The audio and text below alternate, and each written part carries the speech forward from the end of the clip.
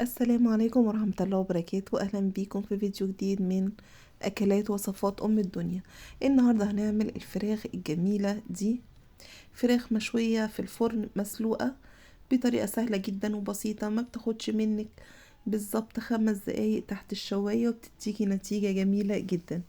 طبعا أنا هنا سلقة فرخة ومقطعاها 4. قبل ما بسلق الفراخ بنقعها في محلول النقع، عبارة عن معلقة كبيرة سكر ومعلقة كبيرة ملح وعصير ليمونة كاملة وكام ورقة لورا كده. ولو عندك حبهان سليم بتحطي 2، وتسيبيها ساعة ساعتين على قد ما تقدري. طبعا مفيش اي زفارة خالص بتبقى فيها، بتشربيها كويس.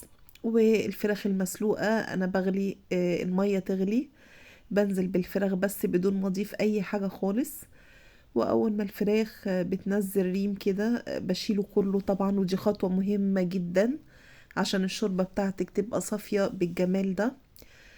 وبعدين لما ملاقيش خلاص في اي ريم للشوربة بضيف بقى طماطماية، بصلاية، جزرة، ملح وفلفل وجوز الطيب، ولو مكعب مرق الدجاج بيبقى تمام، وبتبقى معاكي احلى شوربة تستخدميها بعد كده لأي حاجة.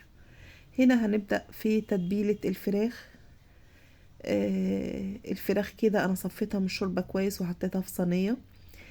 بحط معلقتين من دبس الرمان، ما عندكيش دبس رمان بتحطي كاتشب او صلصة طماطم، بس الافضل كاتشب هو اقرب حاجة لدبس الرمان. حطيت معلقتين وهضيف عليهم عصرة ليمونة كاملة صغيرة او نص ليمونة كبيرة، وبضيف ملح حسب الرغبة طبعا، بس انا بزوده شوية لان دبس الرمان بيبقى مسكر سنة كده. بضيف ملح وفلفل اسود نص معلقة، وبضيف البابريكا المدخنة بتدي طعم حلو جدا برضو حوالي معلقة صغيرة، ونص معلقة صغيرة زعتر، ونص معلقة من الكاري. بس كده هي دي التتبيلة، مش بحتاج لها اي حاجة تاني خالص، وبيطلع طعمها بجد في منتهى الجمال. كده التتبيلة بتاعتي جاهزة، وبضيف لها كمان معلقتين من الزيت عشان يدوا الفراخ لمعة ولون حلو. كده خلاص تتبيلة دبس الرمان جاهزة معايا، وبجد ريحتها في منتهى الجمال وطعمها كمان بتدي الفراخ طعم حلو جدا. بدهن بيها بقى هنا قطع الفراخ كلها، بدهنها حلو جدا، انا عاملة كمية كفاية يعني انك تدهنيها من فوق ومن تحت كل حتة في الفرخة. وده صدر الفرخة، انا بوريكم بس معلش انا بصور بايد وشغالة بايد، بوريكم انا صدر الفرخة فتحته كده برضو، ودخلت التتبيلة دي من جوه عشان الطعم الجميل ده يبقى في كل حتة في قطعة الفراخ.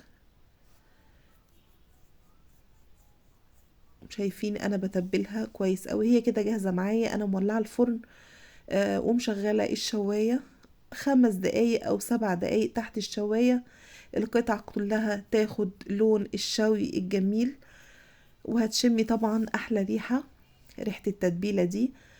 نسيت اقول لكم ان رشة زعتر حلوة كده فوق الفراخ بعد ما تبلها، وبتدخل تحت الشواية 5 دقايق او 7 دقايق تاخد اللون الجميل اللي انتوا شايفينه ده، لون وطعم وريحة واللمعة الحلوة دي. كده خلاص هي جاهزة معايا، والفراخ بتبقى طعمها في منتهى الجمال، والتتبيلة واصلة لكل جزء فيها. بجد لازم تجربي الطريقة دي. والفراخ طبعا انا سلقاها كويس بتطلع دايبة زي ما انت شايفة كده، والتتبيلة واصلة لكل حتة فيها، والطعم في منتهى الجمال. ده الصدر بتاع الفراخ والتتبيلة جواه. بجد ان شاء الله هتجربي الطريقة دي وهتعجبك جدا. واشوفكم في فيديو جديد ووصفة جديدة من وصفات ام الدنيا.